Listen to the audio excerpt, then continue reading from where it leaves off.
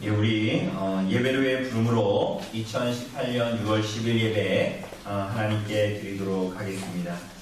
우리가 하나님을 예배할 수 있는 것은 하나님께서 우리들을 그분의 은혜 언약 가운데에 불러주셨기 때문입니다.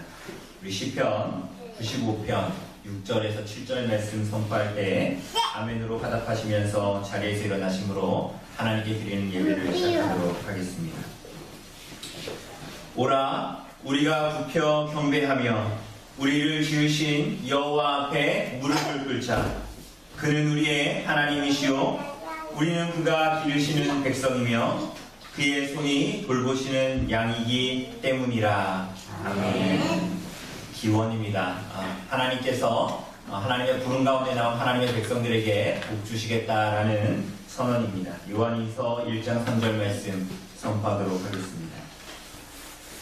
은혜와 긍휼과 평강이 하나님 아버지와 아들 예수 그리스도께로부터 진리와 사랑 가운데서 우리와 함께 있으리라. 아멘. 우리 찬송가 1장으로 우리 다 같이 하나님을 찬송합시다. 찬송가 1장입니다.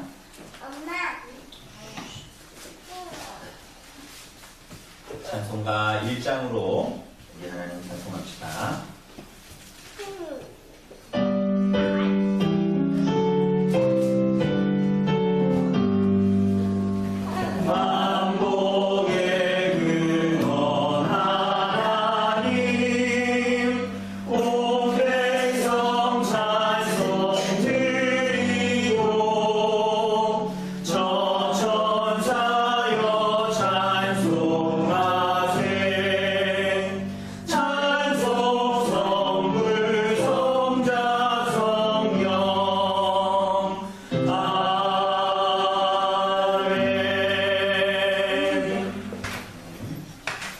사도신경은 우리들의 신앙 고백을 요약해 놓은 것입니다. 이 시간 우리들의 신앙을 함께 고백하도록 합니다. 우리가 무엇을 믿습니까? 전능한 사와 천지를 만드신 하나님 아버지를 내가 믿사오며 그 외아들 우리 주 예수 그리스도를 믿사오니 이는 성령으로 잉태하사 공정녀 마리아에게 나시고 본디오 빌라도에게 고난을 받으사 십자가에 못 박혀 죽으시고 장사한 지 사흘 만에 죽은 자 가운데서 다시 살아나시며 하늘에 오르사 전능하신 하나님 우편에 앉아 계시다가 저리로서 산 자와 죽은 자를 심판하러 오시리라. 성령을 믿사오며 거룩한 공예와 성도가 서로 교통하는 것과 죄를 사하여 주시는 것과 몸이 다시 사는 것과 영원히 사는 것을 믿사옵나이다. 아멘. 이 시간 우리 신약 공독하도록 하겠습니다. 오늘 신약 공독 본문은 로마서 13장입니다. 제가 가진 성경으로 신약 성경 257쪽에 있는 로마서 13장 1절로 마지막 14절까지의 말씀 제가 봉독해 드립니다. 로마서 13장 1절로 마지막 14절까지의 말씀입니다. 제가 봉독해 드리도록 하겠습니다. 각 사람은 위에 있는 권세들에게 복종하라. 권세는 하나님으로부터 나지 않음이 없나니 모든 권세는 다 하나님께서 정하신 바라. 그러므로 권세를 거스르는 자는 하나님의 명을 거스림이니 거스르는 자들은 심판을 자취하리라. 다스리는 자들은 선한 일에 대하여 두려움이 되지 않고 악한 일에 대하여 되나니 내가 권세를 두려워하지 아니하려느냐. 선을 행하라. 그리하면 그에게 칭찬을 받으리라. 그는 하나님의 사역자가 되어 내게 선을 베푸는 자니라. 그러나 내가 악을 행하거든 두려워하라. 그가 공연히 칼을 가지지 아니하였으니 곧 하나님의 사역자가 되어 악을 행하는 자에게 진노하심을 따라 부응하는 자니라. 그러므로 복종하지 아니할 수 없으니 진노 때문에 할 것이 아니라 양심을 따라 할 것이라. 너희가 조세를 바치는 것도 이로 말미암음이라. 그들이 하나님의 일꾼이 되어 바로 이 일에 항상 힘쓰느니라. 모든 자에게 줄 것을 주되 조세를 받을 자에게 조세를 바치고 관세를 받을 자에게 관세를 바치고 두려워할 자를 두려워하며 존경할 자를 존경하라. 피차 사랑의 빛 외에는 아무에게든지 아무 빛도 지지 말라. 남을 사랑하는 자는 율법을 다 이루었느니라. 간음하지 말라, 살인하지 말라, 도둑질하지 말라, 탐내지 말라 한 것과 그 외에 다른 계명이 있을지라도 내 이웃을 내 자신과 같이 사랑하라 하신 그 말씀 가운데 다 들었느니라. 사랑은 이웃에게 악을 행하지 아니하나니 그러므로 사랑은 율법의 완성이니라. 또한 너희가 이 시기를 알거니와 자다가 깰 때가 벌써 되었으니 이는 이제 우리의 구원이 처음 믿을 때보다 가까웠음이라. 밤이 깊고 낮이 가까웠으니 그러므로 우리가 어둠의 일을 벗고 빛의 갑옷을 입자. 낮에와 같이 단정히 행하고 방탕하거나 술 취하지 말며 음란하거나 호색하지 말며 다투거나 시기하지 말고 오직 주 예수 그리스도로 옷 입고 정욕을 위하여 육신의 일을 도모하지 말라. 아멘. 자리에 앉아주시고요. 찬송가 74장으로 우리 하나님을 찬송합시다. 찬송가 74장입니다. 찬송가 74장으로 우리 하나님을 찬송합시다. 찬송가 74장입니다.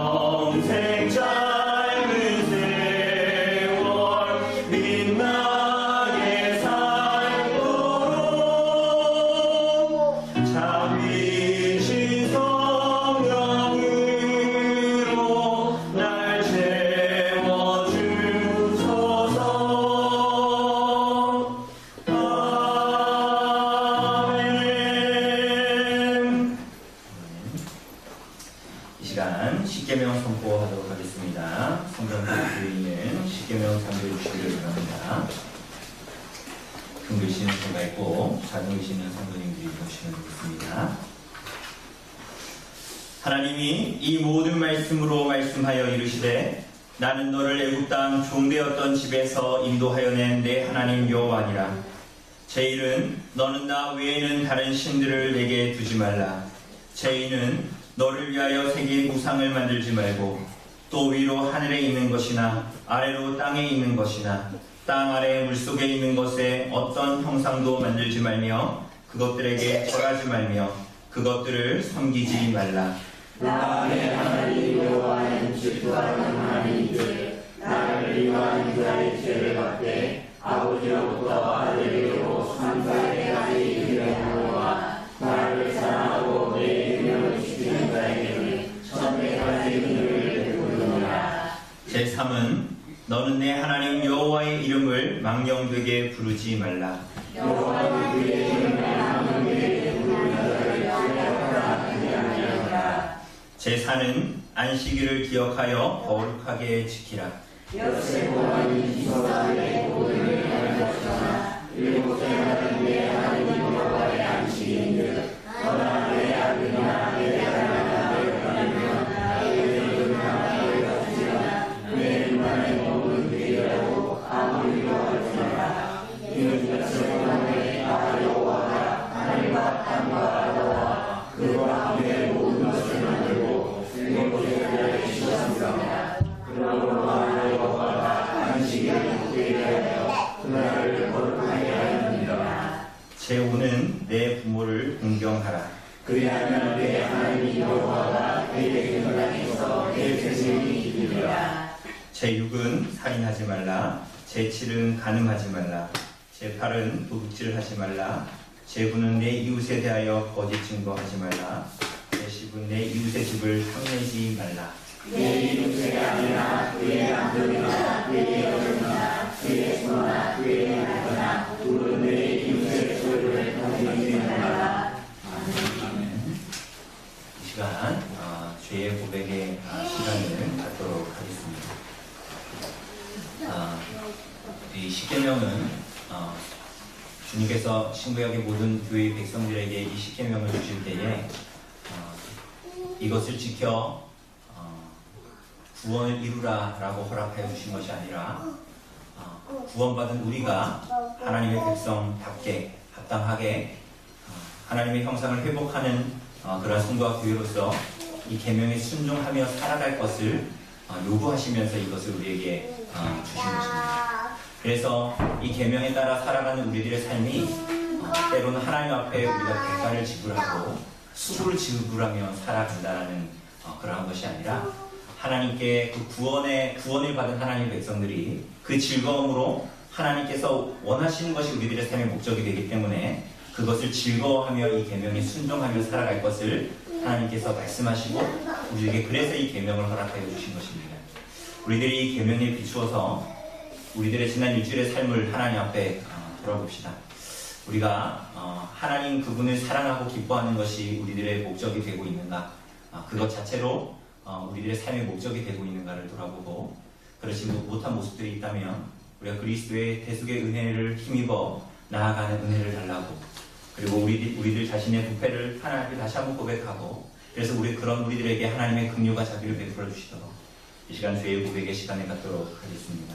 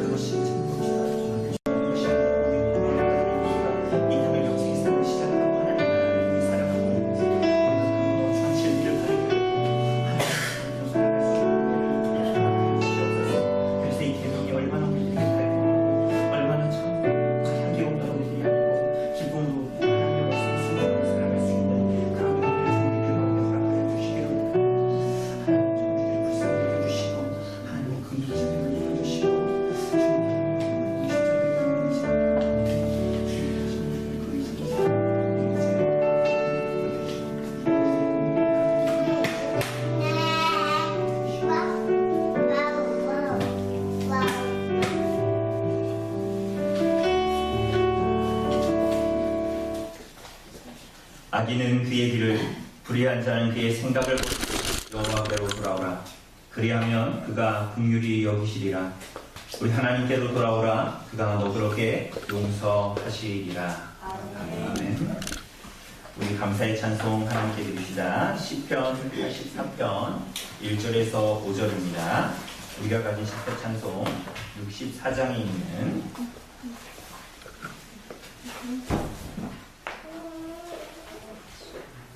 시편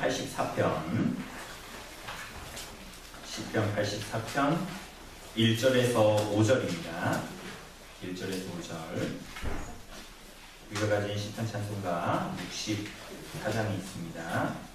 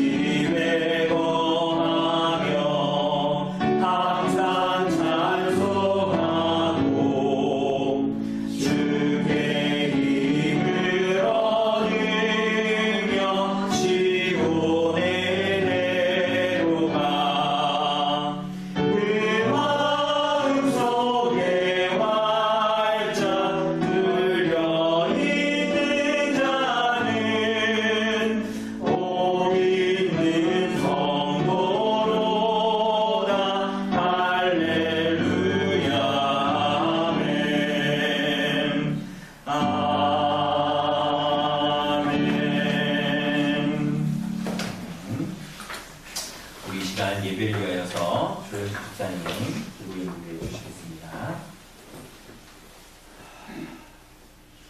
하나님께서 우리들의 생명을 구원하시고 다스리시는 거룩하신 하나님, 한유한 삶으로 하나님 아버지의 사랑과 크신 은혜로 예배의 자리에 나와 찬송하고 경배하는 마음을 열어주셔서 진심으로 감사의 마음을 드려옵니다.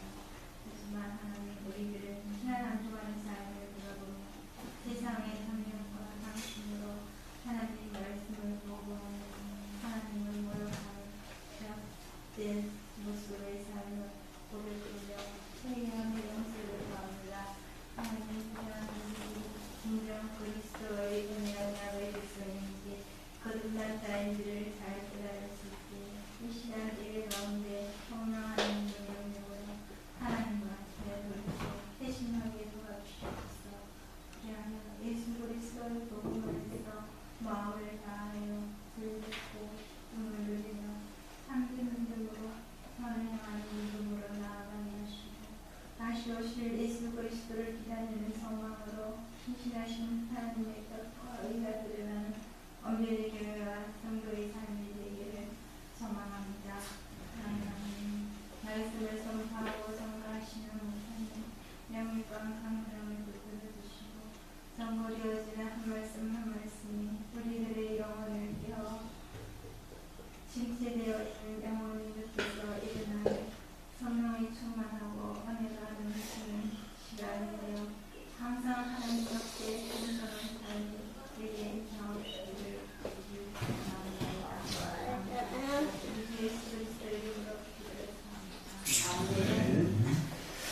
이 시간 우리 하나님 말씀 봅시다. 오늘 하나님 주시는 말씀은 마태복음 20장입니다. 마태복음 20장 1절로 16절까지의 말씀입니다. 마태복음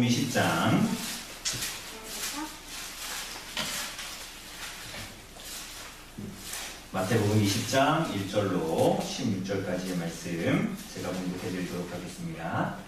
20장 1절로 16절까지의 말씀입니다.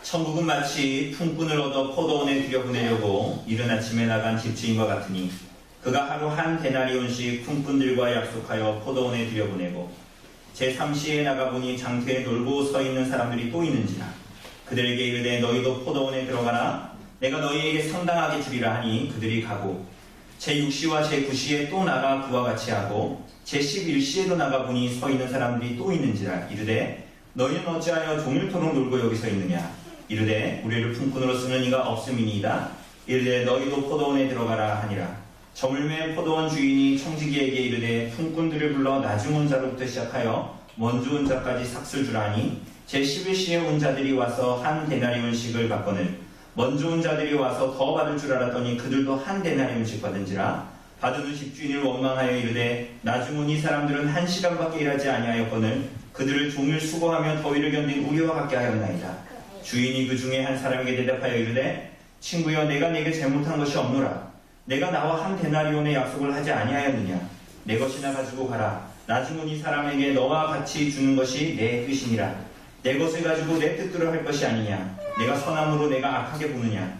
이와 같이 나중된 자로서 먼저 되고 먼저 된 자로서 나중되리라. 오늘 사랑하는 여러분 오늘 본문을 통해서 우리가 보는 이 비유는 포도원 품꾼의 비유 그죠? 우리가 참 많이 익숙하게 알고 있는 비유입니다. 주님께서는 이 비유를 통해서 1차적으로는 제자들의 시각을 교정시켜 주심으로 말미암아 무엇을 교정시켜 주시냐? 이 제자들이 가지고 있는 구원이 무엇이고 그리고 구원받을 자들의 매일의 삶이 어떤 의미냐 이것들을 얘기해 주시고 있습니다. 그죠? 여러분 오늘 예배당 오셨잖아요. 그죠? 우리 오늘 여러 가지 일들 때문에 못 오신 분들도 있고 직장에 나가신 분들도 있고 뭐 그런데 어쨌거나 여러분 예배당에 오셨죠. 그죠? 그죠? 뭐 비 오는데 자전거 타고도 오시고 비 오는데 걸어도 오시고 그죠? 여러 가지 모습으로 우리가 예배당에 와서 하나님의 말씀 앞에 나왔는데 그럼 뭘 듣고 싶으세요? 예배당에서 여러분 그 예배 오면 그럼 뭘 듣고 싶으십니까? 내가 좀 기분이 안 좋아. 그럼 내 기분을 좋게 해줄 말씀을 듣고 싶으십니까? 아니면 내가 좀 힘들어 마음이. 그럼 내 마음을 좀 안 힘들게 해줄 얘기를 듣고 싶으십니까? 그러니까 우리가 이 하나님의 말씀 앞에 나와서 정말 우리가 들어야 하는 것은 이 복음의 소식이죠. 그죠? 우리가 어떻게 구원받을 수 있는가? 나의 어떠함에도 불구하고 또는 우리들의 감정에 어떠함에도 불구하고 하나님께서 우리를 어느 자리로 불러주셨고 우리에게 베푸신 구원이 무엇인가 하는 것이죠. 그죠? 그리고 그랬기 때문에 우리가 구원받은 하나님 백성이기 때문에 우리 매일의 삶이 어떻게 흘러가야 하는가. 그죠? 우리 그것을 알고 싶은 거죠. 그러니까 오늘 이 포도원 품꾼의 비유의 말씀은 주님께서 그것을 우리들에게 가르쳐 주시는 것입니다. 우선은 이 비유 다 알지만 이게 무슨 내용인지 한번 정리를 해보죠. 그 1절에 나와 있는 것과 같이 이 집주인이 포도원을 가지고 있습니다. 포도원을. 이제 포도원을 가지고 있는데 이 포도원 추수의 때가 된 거예요. 그래가지고 이 품꾼을 얻어가지고 포도원에 들여보내려고 합니다. 그래서 이른 아침에 나아가서 품꾼을 불러옵니다. 여러분 지금도 우리 하루 삭슬 받아서 일하는 이 일용직 몇 시에 갑니까? 몇 시에 갈까요, 여러분? 몇 시에 갈 것 같아요? 일용직. 네, 그죠? 사실 6시 이전에 가야 됩니다. 그죠? 6시 이전에 가면, 지금 같은 경우에는 요즘에는 해가 빨리 뜨고 빨리 밝아지니까, 가면 이제 일찍 가면 사람들이 이제 커피 믹스 한 잔씩 하고 있죠. 거기 앞에 서가지고. 그죠? 그 일용직 사무실에 가가지고 커피 한 잔씩 하고 있죠. 그러다가 이제 한 6시부터 이렇게 해가지고 사람들이 이렇게 호출하죠. 누구누구 이름 쓰면은, 예, 누구 나가세요, 누구 나가세요 하면 몇 명씩 나가잖아요. 그죠? 그 여기에 보면, 아침 일찍, 아마도 그 시간 6시, 우리가 갖고 있는 그 6시 그 정도 됐던 것 같아요. 그래서 이른 아침에 집주인이 나와가지고 품꾼들을 불러가지고 한 데나리온의 일당을 약속하고 포도원에 보냅니다. 요즘에 일당이 얼마입니까? 얼마야? 12만 원. 12만 원. 제가 대학교 때는 그 가장 낮은 거 주는 게 6만 5천, 7만 원 그 정도인데 확실히 물가가 뛰었네요. 어쨌거나 한 데나리온은 그 한 일당이에요. 하루에 일당. 그죠? 그래서 그 일당을 주고 이제 한 데나리온을 약속하고 이제 들여보냅니다. 그런데 그것으로 끝나지 않고 주인은 제3시라고 나오죠. 그러니까 유대인들의 시각하고 우리들의 시각은 좀 달라요. 그러니까 제3시라고 얘기하면 9시입니다. 9시. 제3시. 그러니까 그 사람들의 어떤 이 시각을 세는 거는 아침 6시부터 세는 거예요. 그러니까 6시부터 제3시 3시간이 지나니까 몇 시예요?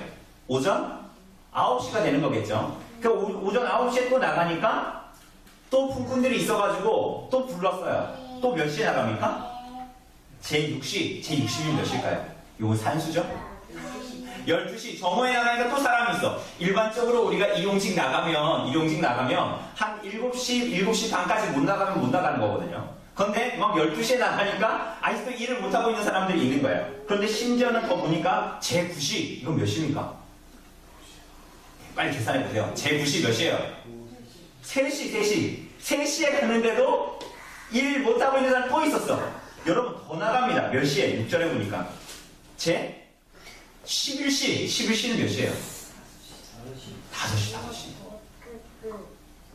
인력사무소에 나갔는데 오후 5시까지 일 안 하고 있는 사람이 있는 거예요. 아니, 거기 여전히 있는 사람이 있는 거예요. 근데 더 신기한 건 이 집주인은 가가지고 그게 9시든 여러분 우리들의 일반적인 생각으로는 어떤 사람 품 사가지고 우리 군입사님 너무 이제 일이 너무 많다. 그래가지고 농사일을 인력사무소에 한 명 불러서 써야 되겠다 하면 몇 시에 부릅니까? 12시에 부를까요? 아니죠. 그죠? 6시에 불러가지고 최대한 많이 쓰고 돈 줄 거 아닙니까? 근데 이 집주인은 9시에 나가도 12시에 나가고 3시에 나가고 심지어는 5시에 나가서 품꾼을 불러가지고 자기 포도원에 일하게 한 거예요. 이상한 사람이죠? 이상하지 않아요? 여러분 이상하잖아요. 왜냐하면 5시에 불러도 그 다음날 5시까지 일 시킬 수 있어요? 밤새도록?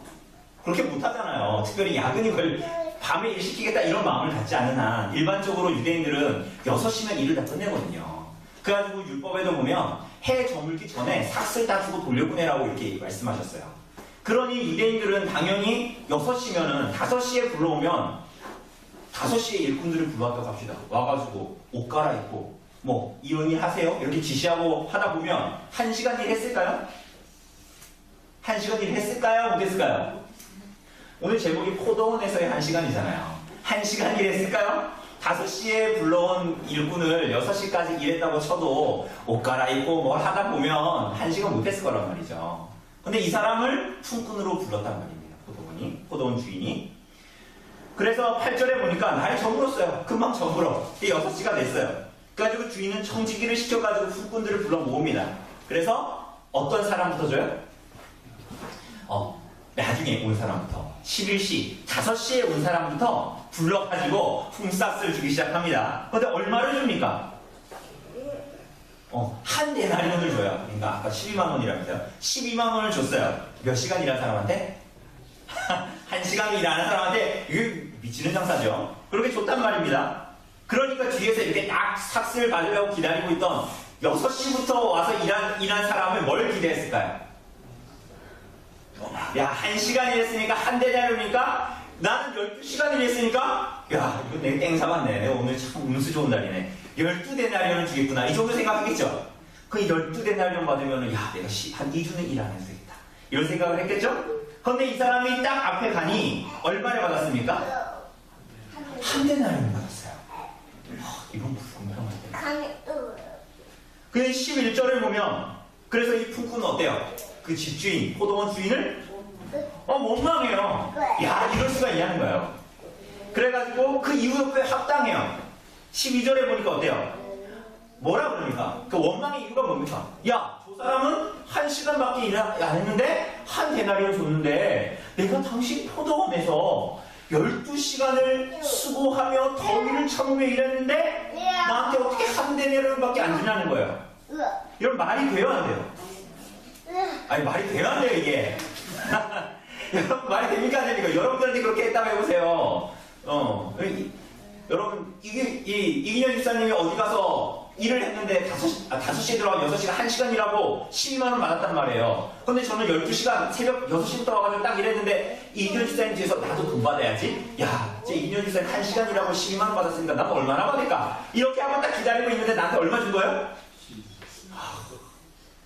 이렇게 열받는 데가. 그 나도 그러면 인력사무소에 나가지 말고 5시까지 있을걸. 이런 마음 안 되겠어요? 그죠? 그 13절에 이에 대해서 13절에 주님께 이 주인이 하는 말이 뭡니까? 나는 잘못한 것이 아무것도 없다는 거예요. 왜? 내가 처음에 너 불러올 때 한 데나리온 약속하지 않았니? 그러니까 나는 너에게 한 데나리온 주고 저 나중에 와서 1시간밖에 일 안 한 사람한테도 한 데나리온 주는 게 내 뜻이다. 그러면 뭐라 그래요? 내 재물 가지고 내 마음대로 했는데 내가 그렇게 선한 일을 한 것을 가지고 너가 왜 악하다고 얘기하니? 이렇게 이제 말하면서 이 비유가 끝나죠? 여러분 오늘 이 비유 들으니까 어떤 마음이 드세요? 어떤 마음이 드십니까? 어떤 분은 이른 아침에 온 품꾼의 마음이 들 거예요. 맞아. 우리 집안에서는 이게 첫째들이 그런 마음이 많이 들 겁니다. 맞아. 우리 이엘이나 이온이는 나중에 우리 집에 들어오는데 나를 더 사랑해주고 내가 아빠랑 엄마랑 보낸 시간이 있고 아빠 엄마 말씀 더 말씀 열심히 들었는데 아빠는 나를 특별하게 대해주는 게 맞지. 이런 마음이 들면서 갑자기 우리 안에 막 이거 너무 집주인이 불리하다. 이런 마음이 들 수도 있겠죠. 또 어떤 사람은 하루 종일 일 안 하고 있다가 겨우 1시간 일하고 한 데나리온 받은 사람은 정말로 좋겠다. 나도 그런 사람이었으면 좋겠다. 그런 마음이 들 수도 있고. 또 어떤 사람은 집주인이 정신 나간 사람이라고 생각할 수도 있겠죠. 왜?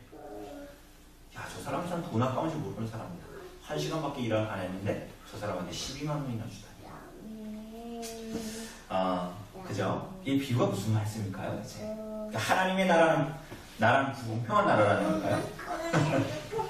오늘 사랑하는 여러분, 오늘 이 비유를 잘 알기 위해서는 사실은 이 비유에 앞에 무슨 내용이 있었는지를 잘 알아야 해요. 그래서 이 비유를 오해 없이 받을 수가 있습니다. 그런데 오늘 마태복음 20장 바로 앞에 나타난 사건이 무슨 사건이죠? 무슨 사건입니까? 여러분 성경에는 제목이 잘 나와 있어요. 무슨 사건입니까? 부자 청년에 대한 사건이죠. 그리고 그 사건 이후에 제자들이 예수님께 질문을 하고 답변을 얻게 되는 그런 내용들이 19장에 나와 있습니다. 맞습니까? 그죠?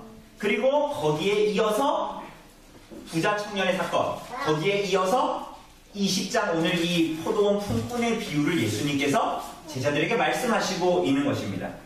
그래서 우리 한글 번역에는 번역되어져 있지 않지만 20장 1절을 시작할 때 왜냐하면 원래 이렇게 시작합니다.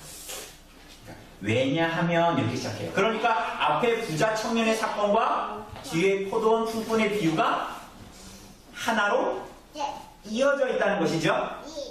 여러분 우리가 오늘 여기 장절이 나눠져 있습니까? 안 나눠져 있습니까? 나눠져 있죠? 그죠? 근데 원래 이게 성경이 장절이 나눠져 있었어요?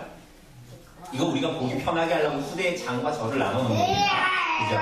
그러니까 원래 1절에는 왜냐하면 하면서 포도원 품꾼의 비유가 시작합니다.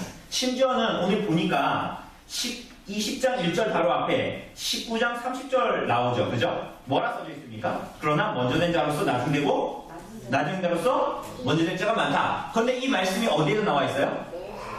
이 비유의 끝에 16절에도 보면 이와 같이 나중된 자로서 먼저 되고 먼저 된 자로서 나중된다. 이게 이제 앞뒤로 이 똑같은 말씀을 이야기하고 그 안에 비유가 담겨져 있는 것이죠.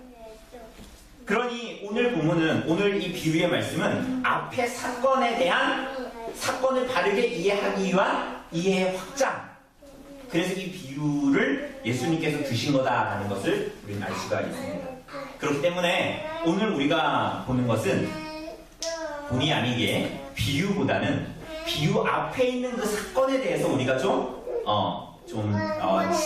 그게 무슨 사건이었는지를 이해하는 데에 시간을 좀 할애하겠습니다. 우리가 아는 것과 같이 한 부자 청년이 예수님에게 찾아오죠. 그러면서 예수님에게 찾아와서 하는 질문이 뭡니까? 19장 16절에 무슨 질문을 해요? 내가 무슨 선한 일을 하여야 영생을 얻으리까? 이렇게 말하죠. 그리고 이 청년은 우리가 잘 아는 것처럼 자신이 어렸을 때부터 하나님의 계명을 잘 지켜 행했던 사람이다 라고 스스로를 말합니다. 그러자 예수님께서 21절에서 뭐라고 말씀하십니까? 네 소유를 다 팔아서, 왜냐하면 이 청년이 부자 청년이잖아요. 부유한 청년, 부자 청년이었단 말이죠. 그래서 이 청년에게 네 소유를 다 팔아서 가난한 사람들에게 다 나누어주고 너는 와서 나를 따르라, 이렇게 말씀하십니다. 여기서 나가 누구예요? 예수님이죠? 너는 그거 가난한 자들에게 다 나눠주고 예수님 따르라고 말씀하십니다. 이 청년은 어떻게 합니까? 그래서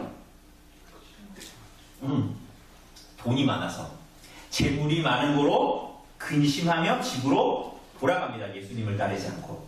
오늘 사랑하는 여러분, 주님께서 이 청년에게 하신 말씀의 본의가 뭡니까? 그러니까 이 청년은 왜 예수님을 따르지 못했을까요? 여러분, 23절에서 말씀하시는 바와 같이 23절에서 예수님께서 그 청년이 가고 나서 뭐라고 말씀하세요? 부자는 천국에 들어가는 것이 어렵다라고 말씀하시죠? 여러분, 이 청년의 문제가 부자인 것입니까? 부자는 그래서 천국에 들어가기가 어렵다고 말씀하시는 것일까요? 여러분, 그렇다면 우리들이 알고 있는 성경에 나오는 사람들, 특별히 삭개오 같은 사람 어떻습니까? 이 사람 세리장이었죠? 부자였습니까? 아니었습니까? 부자였어요? 아니었어요? 부자였잖아요. 그런데 이 사람에게 예수님께서 뭐라고 하셨어요? 너가 이제 아브라함의 자손이고 너희 집에 구원이 임했다, 이렇게 말씀하시죠. 그러면 어떤 사람은 부자임에도 구원받고 어떤 사람은 부자임에 구원 안 받고 뭐 이렇다는 거예요? 여러분, 그럼 그런 식으로 치면 오늘날 구원에 가장 가까운 사람들은 어떤 사람들일까요? 요즘에 그 TV 프로, 제가 가끔 유튜브로 보는 나는 자연인이다에 나오는 모든 거 다 버리고 저기 산속에 들어가고 혼자 자기가 집 짓고 자기가 거기서 얻는 것들로 막 물고기 잡고 풀 뜯어먹으면서 사는 사람들이 가장 구원에 가까운 사람들이겠네요, 그러면? 아니면 모든 걸 다 버리고 저기 절간에 들어가가지고 있는 사람이 구원에 가장 가까운 사람들일까요?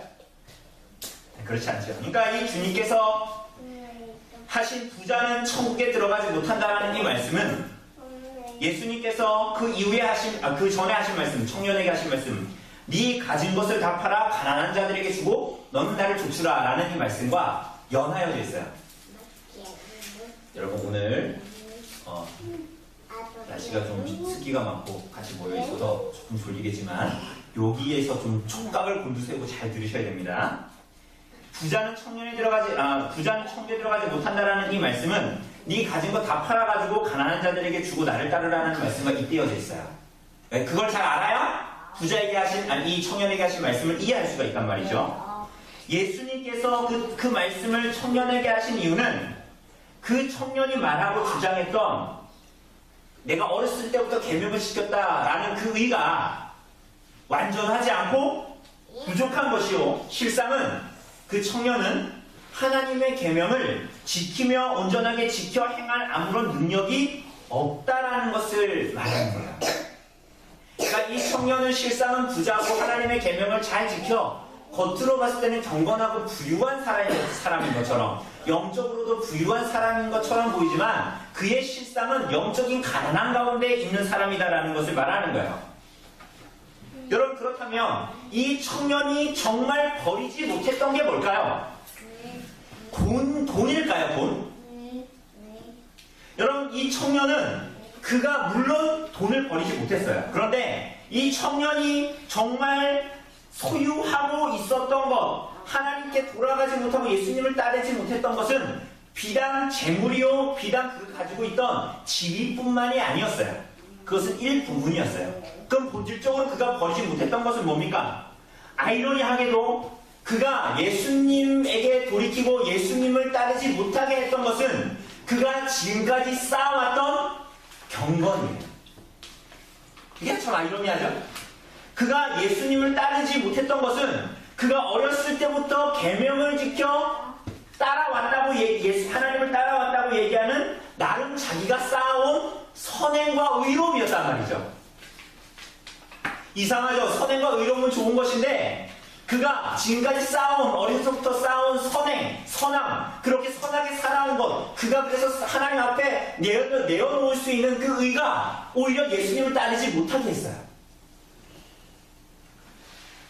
결국은 자기 소유를 포기하지 못하고 버리지 못하는 그 청년의 이면에는 그가 뭐 때문에 계명을 지키며 살아왔는가를 말해주고 있는 그 이면이 있는 거예요. 그가 쌓아온 선행과 의로움의 본질이 뭐였는지를 잘 보여줍니다. 여러분 그 청년은 사실은 다 오해했어요. 뭘 오해했냐면 하나님 나라가 뭔지, 하나님 나라에 어떻게 들어가는지, 그래서 하나님 나라에서 얻는 구원이 뭔지 오해하고 있었어요. 오늘 사랑하는 여러분, 그 청년이 정말 알아야 될 게 뭐였습니까? 여러분 이 청년이 뭘 알아야 됐을까요? 그러면 자신이 하나님의 영원한 진노와 형벌을 받아 마땅한 죄인이라는 사실이에요.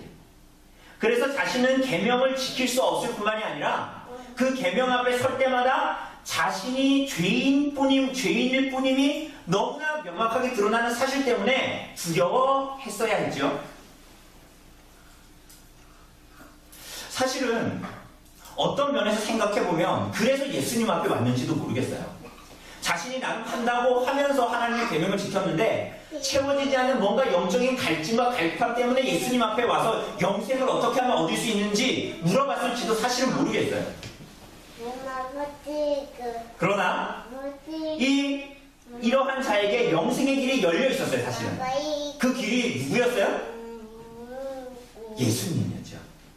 예수님이 요한복음 14장 6절에서 보면 뭐라고 그랬어요? 우리가 흔히 다 잘 아는 말씀이죠. 내가 곧 길이요 진리요 생명이니 나로 말미암지 않고는 아버지께로 올 자가 없다. 그러니까 영생에 이르려면 하나님 아버지께로 가려면 반드시 누구를 따라야 돼요? 예수님을 따라야 돼요. 예수님을 돕는 방법밖에 없어요. 그러니까 여러분과 제가 구원을 얻는 방법은 예수님의 말씀을 따르고 예수님의 말씀에 순종하여 예수님께서 왜 이 땅에 오셨는가를 아는, 하나님을 아는 지식, 성부 하나님이 보내신 성자 예수 그리스도를 아는 지식, 그것만이 우리들에게 영생을 가져다 줄 것입니다. 그래서 주님께서는 이 청년에게 뭐라 그러신 거예요? 너가 가진 소유를 다 팔아 가난한 자들에게 주고 너는 나를 따르라. 너는 나를 좇으라. 길이요 진리요 생명이신 예수 그리스도를 따르는 것만이 아버지께로 갈 수 있는, 그래서 나를 따르라 이렇게 말씀하십니다. 그죠? 이해하시겠습니까? 그러니까 예수님께서 나를 따르라라고 하시는 것은 내가 앞장설 테니 너희는 나를 따르라 이런 의미도 있겠지만 정말 영생의 길이요 진리요 생명은 누구밖에 없다는 거예요? 예수님밖에 없다는 거예요. 그것을 우리에게 허락해 주셨다. 성부 하나님께서 그것을 말하고 있는 것입니다. 여러분 이런 상황이 되자 이것을 가르쳐 주자 제자들의 반응이 어땠어요? 25절에 보니까 야, 저 부자 청년이 영생을 얻지 못한다면 저렇게 부자이고 하나님 말씀에 순종하여 계명을 지켰던 사람이 하나님의 나라에 들어가지 못하고 구원을 얻지 못한다면 대체 누가 구원을 얻을 수 있겠는가? 사랑하는 여러분, 누가 구원을 얻을 수 있습니까? 저렇게 하나님 앞에 경건하게 살아가는 것 같은 청년, 저 나름 잘 살고 부자인 것 같은 청년이 구원받지 못한다면 누가 구원을 얻을 수 있을까요? 여러분이 이 땅에서 마지막 숨을 쉴 때에 여러분들이 붙들어야 했던 것, 붙들어야 하는 것, 그것이 무엇이죠? 여러분들이 이 땅에서 하나님을 믿으면서 했던 일들이 아닙니다. 여러분들이 이 땅에서 살아가면서 했던 하루에 3장 있는 성경 읽기와 같은 경건 생활이 아니에요. 여러분들이 가끔 가다가 했을 선행이 아니에요. 여러분 스스로가 생각하기에 야, 참 내가 그 일은 잘했어 라고 스스로 여기는 대견해 보이는 그런 의로운 생활이 아닙니다. 그것들은 모두 거룩하신 하나님 앞에 냄새나는 배설물 드릴 뿐이에요. 그 모든 것이 그것 자체로서는 누구도 여러분에게 구원을 줄 수가 없어요. 그것 자체로는. 여러분들이 성경 읽기를 열심히 했다고 해서, 기도를 열심히 했다고 해서, 여러분들이 선행을 했다고 해서 그것 자체가 여러분에게 구원을 줄 수 없는 거예요. 계명을 열심히 지켰다고 해서 그것 자체가 여러분에게 구원을 주는 것이 아니에요. 그래서 여러분들이 이 땅에서 마지막 호흡을 끝날 때 여러분들이 붙들어야 할 것은 그러한 것들이 아니에요. 왜냐하면 그런 것들은 여러분들이 구원해주지 못할 거예요. 그렇다면 누가 구원을 얻겠습니까? 걸출한 신앙적인 행위와 삶을 사는 사람조차도 구원을 얻지 못한다면 누가 구원을 얻을까요? 사랑하는 여러분, 주님께서 제자들에게 26절에 뭐라고 말씀하십니까? 사람으로서는 할 수 없으나 하나님으로서는 다 하실 수 있다. 이게 무슨 얘기예요? 이게 무슨 얘기입니까? 그러니까 사람은 어떤 걸 해도, 무엇을 해도 그것 자체로 구원을 얻을 수 있는 여망이 아무것도 없다. 여러분 그런 마음 갖고 있다면 포기하십시오. 여러분들이 선행을 하면 여러분들이 좋은 곳에 갈 거라는 그런 생각은 아둔하고 어리석은 생각이에요. 그런 생각을 가지고 있고 내가 나름 윤리적으로 착하게 생겼다? 살았다? 그래가지고 천국에 가고 좋은 곳에 갈 거라는 생각을 버리시기를 바랍니다. 그런 사람은 아무도 없어요. 그래서 사람으로서는 할 수 없다고 주님께서 말씀하시는 거예요. 그런데 무엇으로만? 하나님으로서만 하실 수 있다. 이게 뭐예요? 하나님께서 베푸시는 놀라운 구원의 은혜, 성부 하나님께서 그 아들 예수 그리스도를 보내주신 일, 성자 하나님이신 예수 그리스도께서 자신을 십자가상에서 내어주신 일, 그래서 성령 하나님께서 구속에 대한 적용을 해주시는 일, 그 일로만 영생에 이를 수 있고 구원에 이를 수 있다라는 거예요. 그러므로 예수님께서 이 부자 청년에게 나를 따르라라고 하신 말씀은 이렇게 아버지의 보내신 자 예수 그리스도를 통한 역사로만 가능한 일이니 예수 그리스도만이 길이요 진리요 생명이니 이 길이 아니고서는 그분을 믿고 따르지 않고서는 누구도 하나님 나라 들어갈 수 없다라는 거예요. 그죠? 오늘 사랑하는 여러분, 이 하나님 나라에는 어디에도 사람이 끼어들 만한 여지가 없어요. 그죠? 사람이 끼어들 만한 여지가 없어요. 여러분, 없어도 하나도 없어요. 하나님 나라에는 재산만이 아니라 지위만이 아니라 그가 가지고 있는 경건, 의로움까지도 내 것, 내 소유라고 할 만한 모든 것은 어떤 것도 인정되지 않아요. 그러니 이 부자 청년이 재산을 버리지 못해서 천국에 들어가지 못한 게 아니에요. 재산뿐만이 아니라 그에게는 내 것, 내 소유라고 주장하는 것이 있었어요. 그게 뭐였어요? 그가 가지고 있는 경건이에요. 경건. 그가 자기가 의롭다고 여길 만한 계명을 지킴이었다고요. 계명을 지키는 것은 나쁜 것이에요? 좋은 것이에요? 좋은 것이에요. 그런데 그 계명을 지키고 선행을 하는 것이 내 것이었단 말이에요. 청년에게는 내 소유였어요.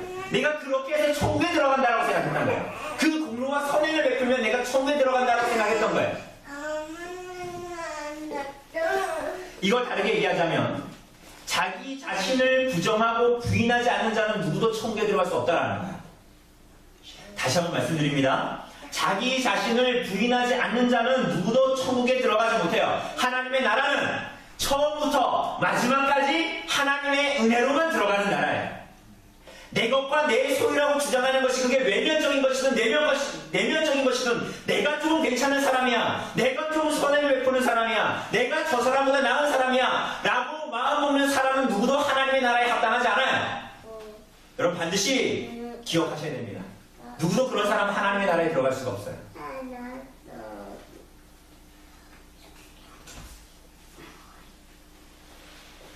하나님 나라에 들어가기에 합당하지 않은 자의 특징이 뭡니까?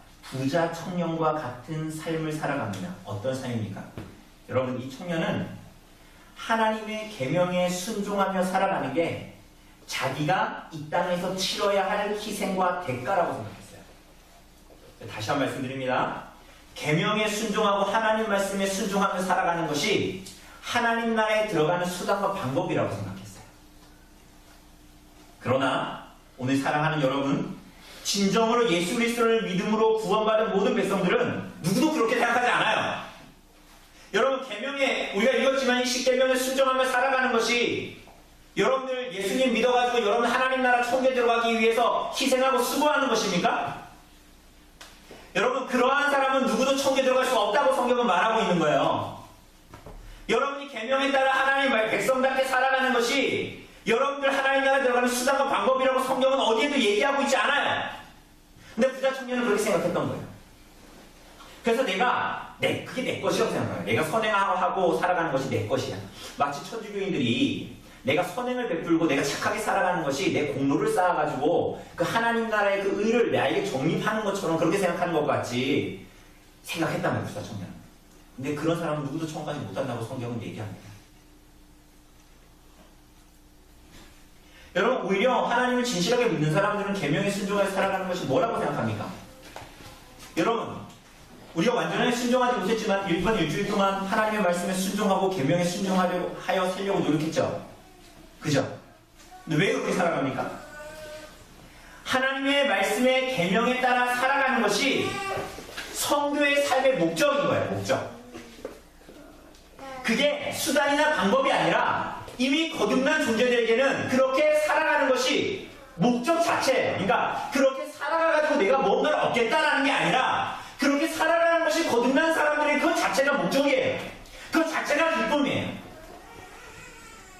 그래서 나에게 공로가 되지 않고 내가 철저히 자신이 부인되어지고 그리스도의 공로만을 의지해서 하나님의 말씀을 따르며 그를 쫓아가는 삶, 그것 자체가 목적이에요.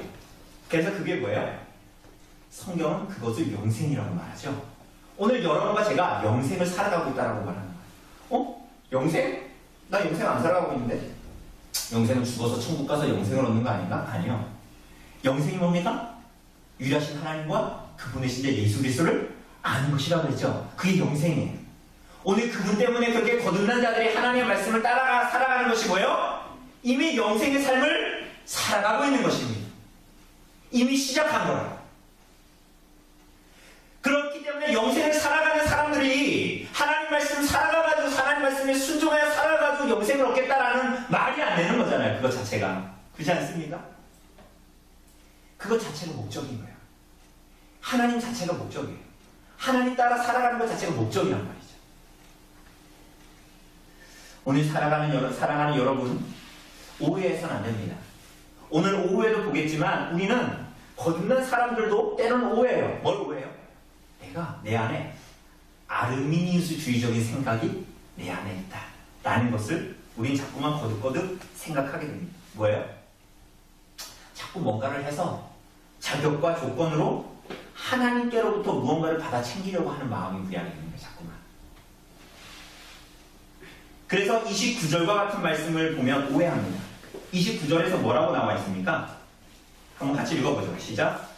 또 내 이름을 위하여 집이나 형제나 자식이나 전토를 벌이는 자마다 여러 배를 받고 또 영생을 상속하리라. 여러분, 이 말씀은 포기하고 버리면 재산이나 그게 뭐든지 그걸 포기하고 버리. 이게 마가복음이나 누가복음에 보면 금생에서도 이렇게 얘기하거든요. 내세에서만이 아니라 금생에서도 이렇게 받는다. 뭐를? 내가 주님을 위해서 100만 원을 헌금했어. 내 재산 버린 거죠. 내가 주님을 위해서 내 집을 드렸어. 그럼 내가 버린 거죠.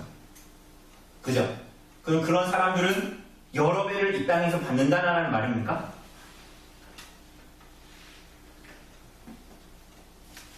본문에 보면 그런 것 같잖아요.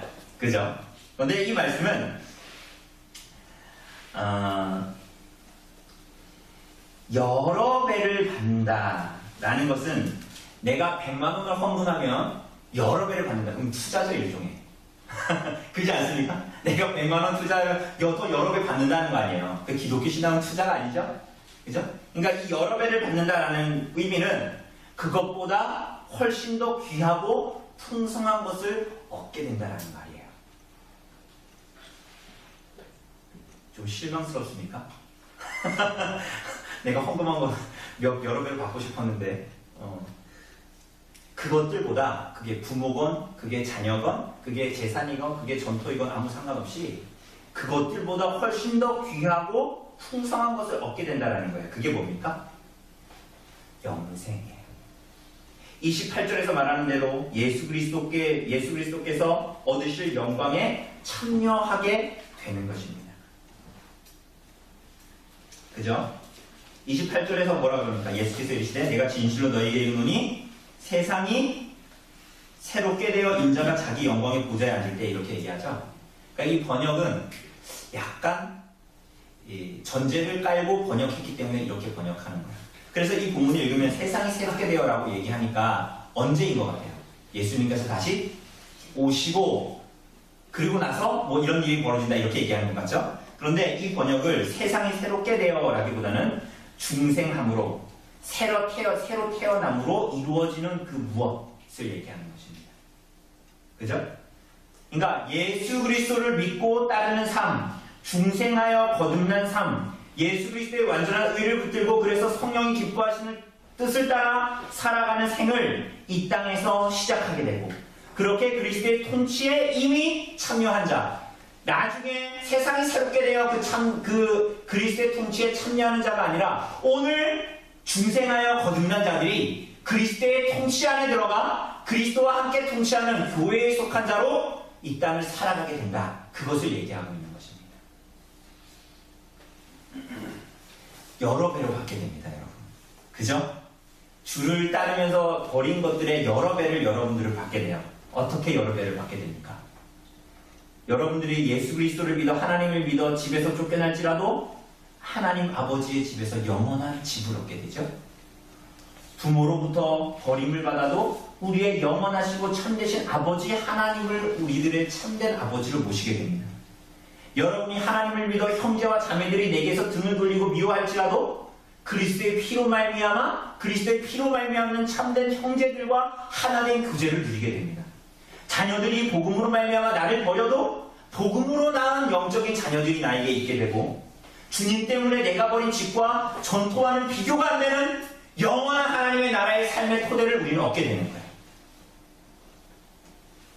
그렇게 여러 배를 받게 되는 거예요. 그렇게 영생이 우리들에게 주어지는 것입니다. 오늘 사랑하는 여러분, 그렇기 때문에 그리스도로 말미암아 우리가 얻게 되는 영생은 이 땅에서 이미 시작된 거예요. 그렇기 때문에 이 땅에서 하나님의 말씀을 따라 살아가는 것은 여러분과 제가 천국에 가기 위해서 지불하는 대가와 수고의 지불이 아닙니다. 희생이 아닙니다. 공로가 아닙니다. 그리스도와 함께 동행하는 자가 추구해야 할 목적 자체가 되는 거예요. 그러니까 이렇게 해서 내가 하나님께 더 받아야지 이게 아니라는 거예요. 이미 그리스도로 말미암아 거듭난 본성으로 살게 되는 새 생명으로의 변화가 만들어내는 열매들일 뿐이죠. 여러분, 거룩한 삶을 추구하는 거, 하나님 말씀을 따라 살아가는 거, 여러분 희생과 수고가 아닙니다. 목적 자체인 것이죠. 오늘 사랑하는 여러분, 오늘 이 비유를 통해서 주님께서 하시는 말씀, 그래서 이 내용을 가지고 이 비유를 보면 다르게 다가오죠. 오늘 이 비유를 통해서 주님께서 말씀하시는 포도원은 하나님께서 친히 마련하시고 갖고 오시는 하나님의 나라, 그 하나님의 역사, 그분의 교회를 말합니다. 그런데 거기에 품꾼들을 불러 모으셨습니다. 그죠? 불러 모으셨어요. 그런데 이 품꾼들은 이른 새벽에 온 사람도 있고 9시, 12시, 3시, 5시에 온 사람도 있습니다. 여러분, 5시에 인력시장에 남아있는 사람들은 어떤 사람들일까요? 몸이 막 좋은 사람들, 막 일 잘하게 생긴 사람들, 그런 사람들이 5시까지 남아있을까요? 아니죠. 노동력이 떨어질 만해 보이는 사람들. 제가 옛날에 인력사무소 가가지고 7시 반까지 기다리다가 집에 돌아온 적이 있거든요. 저랑 같이 있던 사람들은 다 일 잘할 것 같은 거다 호박하고 마지막에 제가 지금은 살이 굉장히 많이 쪘지만 그때는 막 빼빼 말라가지고 55kg도 안 되는 막 그런 애가 인력사무소 가니까 사람들이 먼저 뽑아가겠어요?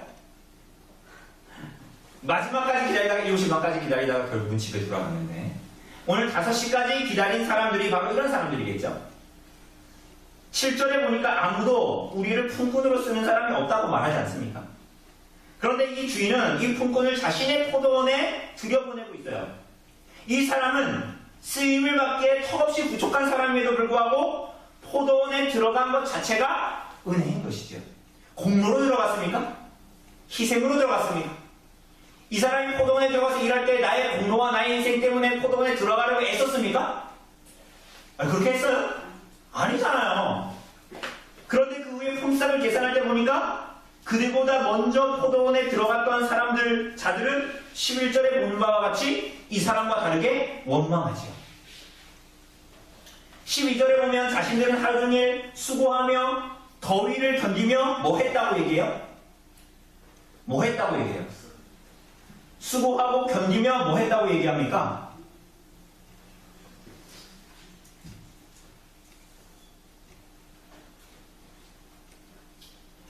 그들을 종일 수고하며 더위를 견딘 우리와 같게 했습니까? 그러니까 이 사람들은 그 더위를 견디면서 포도원 안에서 일했다는 말이에요.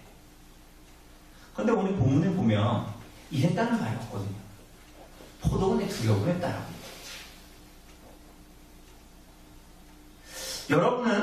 여러분이 주님을 따르는 것이 일이라고 여겨지십니다. 부자 청년이 그랬던 것과 같이 품삯을 얻기 위해서 천국에 들어가기 위해서 천국의 상급을 얻기 위해서 치러야 할 대가와 수고와 희생으로 여겨지십니까? 여러분이 수고한 대가로 품삯을 얻게 될 것이라고 생각하십니까? 사랑하는 여러분, 그렇지 않습니다. 그렇다면 여러분들은 오해하고 있는 것이에요. 여러분, 그러한 자들이 믿고 있는 집주인, 구원, 하나님 나라는 없습니다. 그럼 여러분은 어떤 사람들입니까? 여러분은 포도원에 쓸모없는 일꾼들입니다. 여러분은 포도원에 이른 아침부터 들어간 자라 할지라도 순전히 그 불러주신 포도원 집주인 때문에 그 포도원에 들어가게 된 것이지 여러분들이 뭔가 자격이 있어서 포도원에 들어가게 된 것이 아니란 말이죠. 여러분들이 교회로 부름을 받고 교회의 회원이 되고 언약의 회원이 된 것은 여러분들의 자격과 여러분들의 뭔가 잘난 면이 있어서 그런 게 아니라는 거예요. 혹은 여러분이 교회의 회원이 되기 위해서 희생하고 대가를 지불하고 수고를 함으로 말미암아 무언가를 이루고 있다고 생각하십니까?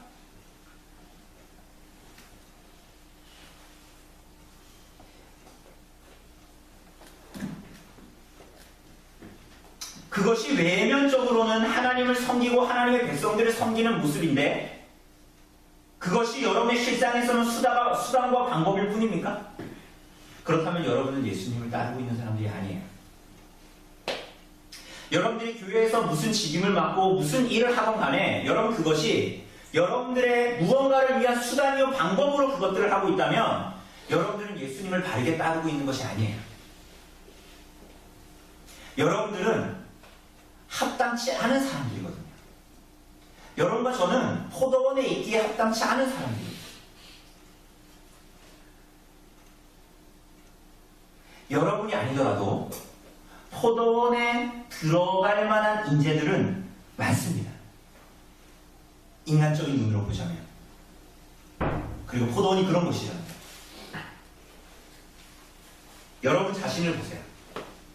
옆에 사람을 보지 마시고 여러분 자신을 보세요. 여러분 하나님 나라의 교회에 속하여 하나님의 귀한 일에 동참하기에 합당치 않은 사람이라는 것을 스스로도 알 수 있어요. 여러분 자신을 스스로 보십시오. 하나님께서 교회를 통해 이 땅에서 하나님의 나라와 그 역사를 이루시는 말로 할 수 없는 존귀한 일에 여러분들이 정말 쓰임을 받을 만한 사람들인지 생각해 보시라는 거예요. 여러분과 저는 합당치 않아요, 그 일에. 그렇지 않습니까? 여러분, 포도원에 들어와서 그 포도원 밭을 망치지는 않으면 다행이지. 교회에 들어와서 교회 분란 이루고 교회 망치지는 않으면 다행일 사람들이지, 여러분과 제가 교회에 들어와서 뭐 교회를 흥황하게 하거나 교회에 뭔가 도움이 되거나 그럴 만한 사람들이 아니라는 거예요. 합당치 않은 사람들이라는 거예요. 그러니 그것을 진실하게 깨닫는 사람들이 나 같은 자식 되니까 교회 받아달라고 얘기하겠습니까? 혹은 그것을 진실하게 깨닫는 사람들이 하나님 앞에 가서 내 인생이 이렇게 살았으니까 삭스 달라고 하겠습니까? 아니죠. 주님을 원망하겠습니까?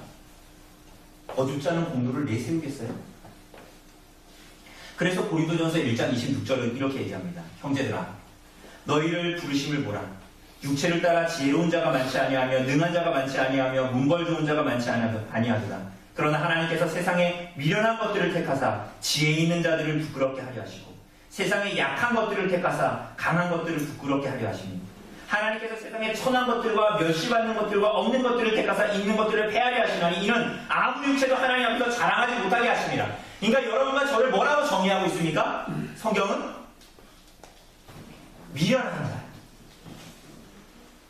세상에 약한 자, 천한 자, 멸시받는 자. 여러분과 제가 그런 사람들입니다. 그러니 하나님 앞에 공로를 세우려고 하시지 마세요. 여러분 하나님 앞에 무언가를 갚으려고 하시지 마요. 내가 무언가를 해서 교회에 드러내려고 하면 안 돼요. 그 사람은 예수님을 따르는 사람이 아니라는 증거를 스스로 확연하게 드러내고 있는 거예요.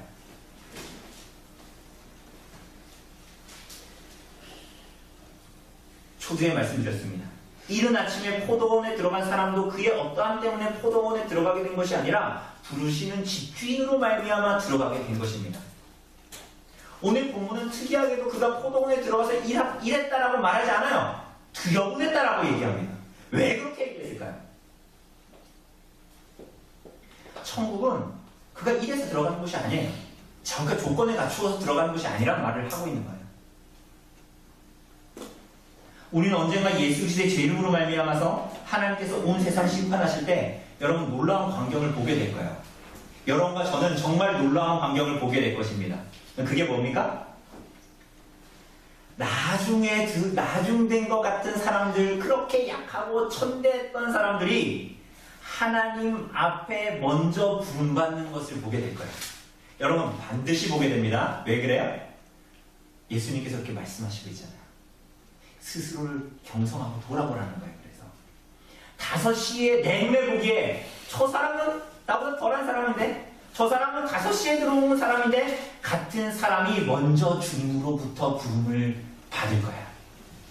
그리고 저 사람 당연히 먼저 온 사람인데 저 사람 먼저 들어온 사람, 이른 새벽에 들어온 조목사야. 그 사람이 하나님 나라에 가장 합당치 않은 자로 드러나게 되는 것을 여러분과 제가 목도하게 될 거예요. 오늘 사랑하는 여러분, 여러분은 주님의 포도원에 어떻게 들어가서 살고 계십니까? 사랑하는 여러분, 자기를 부인하십시오. 여러분 자기를 부정하셔야 됩니다. 여러분의 마음에 내 것이고 내 소유라고 여러분의 마음에 주장하고 있는 것들이 있다면 여러분 버리십시오. 버리셔야 됩니다. 거기에 매달려 인생을 살아가는 자는 누구도 하나님 나라에 합당하지 않다라고 주님께서 말씀하십니다. 그리스도께서 여러분의 부르심만이 여러분의 삶의 최고의 목적이 되게 하십시오. 그분을 믿고 따르는 것만이 여러분의 인생의 최고의 목적이 되게 하십시오. 그리고 여러분 자신을 거기에만 안착시키시고 그것만이 여러분의 삶을 주장하도록 하십시오.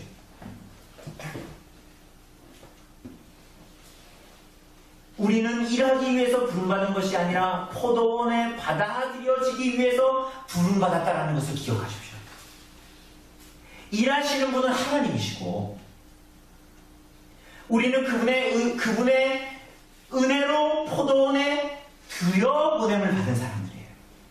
그러니 뭘 해야 되겠습니까? 포도원 주인을 즐거워해야죠. 그렇지 않습니까?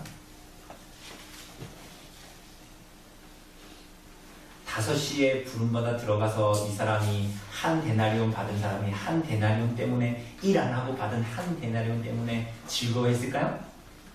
집주인을 즐거워했겠죠. 그 포도원 주인을 감사하고 사랑했겠죠.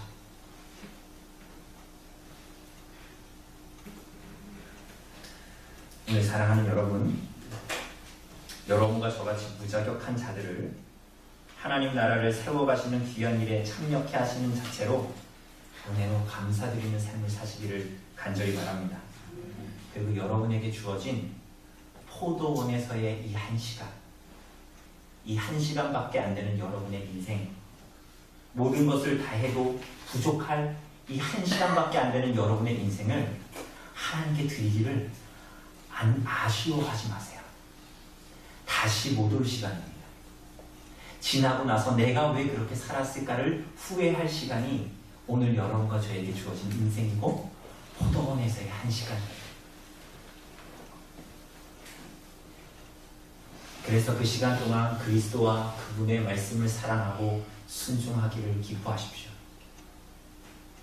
오늘 그분의 은혜에 감탄하고 그분께 감사하고 사랑하는 것 그 자체가 여러분의 삶의 최고의 목적이 되기를, 그런 성도의 삶, 그러한 교회, 엄별히 교회 되기를 간절히 바랍니다. 아멘. 잠시 기도합시다.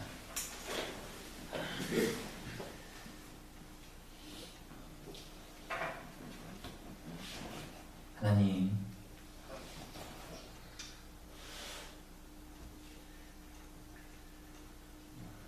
우리가 천지분간하지 못하고 하나님 앞에 공로와 수고를 주장하고 다른 사람들보다 내가 더 낫다고 주장하고 다른 이들을 어심히 여기며 때로는 우리들의 마음에 내가 저 사람보다 낫다라는 의로움과 겸손하지 못함과 교만이 우리 안에 있었다면 주님 용서해 주시고,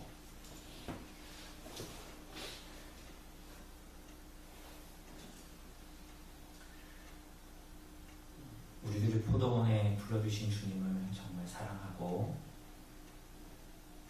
감사하고, 그래서 포도원에서 우로 불러주신 이 1시간, 일할 수 있는 이 1시간, 하나님 안에서 있을 수 있는 포도원에서의 이 특별한 1시간을 하나님을 사랑하는 데에 할애할 수 있도록 도와주십시오.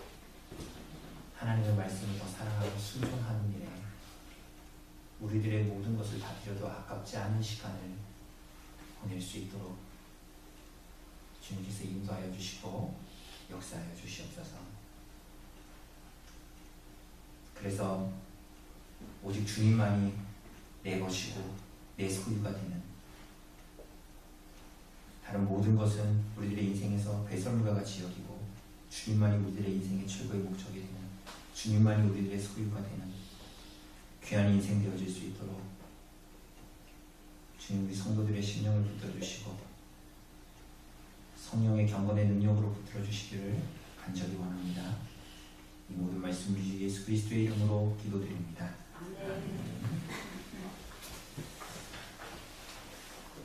우리 찬송가 216장 찬송하시면서 준비하신 헌금 헌상하도록 하겠습니다. 216장입니다.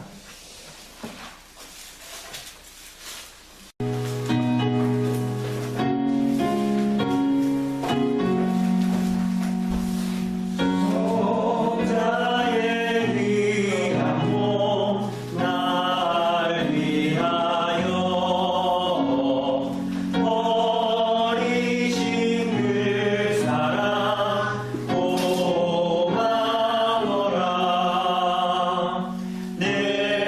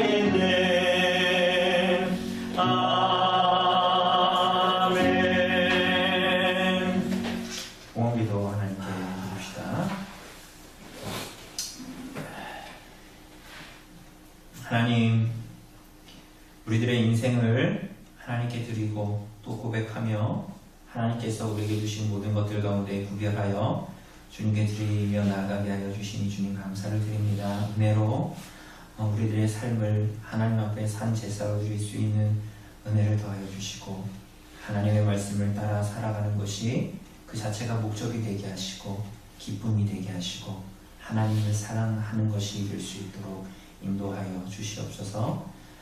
우리 성도들 가운데 몸이 불편한 자들 또 여러모로 부족한 부분들이 있다면 주님께서 은혜로 채워주시고 하나님께서 채워주시는 은혜의 막품으로 말미암아 주님을 더욱더 사랑하고 주님 안에 있는 주님의 손 안에 있는 양임을 우리가 스스로 알고 하나님의 말씀을 따라 알고 우리가 하나님께 순종하며 살아가는 주님을 따라가는 백성 되어줄 수 있도록 은혜를 베풀어 주시옵소서. 모든 말씀 우리 주 예수 그리스도의 이름으로 기도드립니다. 자리에서 일어나셔서 찬송가 635장으로 우리 하나님을 찬송합시다. 찬송가 635장입니다.